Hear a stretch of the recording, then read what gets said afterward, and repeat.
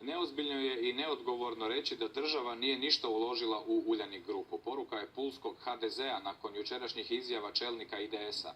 Dovoljno je, kažu, sjetiti se da je početkom godine država dala jamstva za kredit od 96 milijuna kuna kojim je osigurano poslovanje Uljanika posljednjih 6 mjeseci. Uz jasnu potporu radnicima Uljanika, pulski su HDZ-ovci na konferenciji za novinare prozvali IDS za bijeg od odgovornosti, a jučerašnji istup IDS-ovaca ocijenili kao nevjerojatan. Nisam mogla povezati sa realnošću. Kako izjavama da država nije pomagala Uljanik, kako izjavama čelnika IDS-a da je sva odgovornost na vladi, kako u izjavama IDS-a da nitko od članova uprave nije povezan članski ili bilo kako privatno ili profesionalno, što znamo svi u Puli da to nije realno. U Puli smo svi na neki način povezani sa nekim, bilo poslovno, bilo prijateljski, bilo stranački, bilo profesionalno, kako god.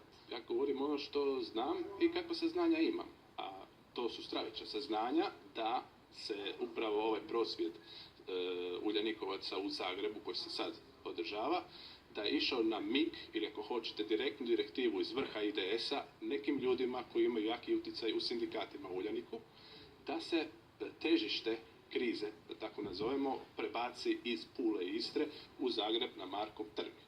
Kako bi se ovdje sačuvale fotelje? Potporu radnicima Uljanika dala je i stranka Promijenimo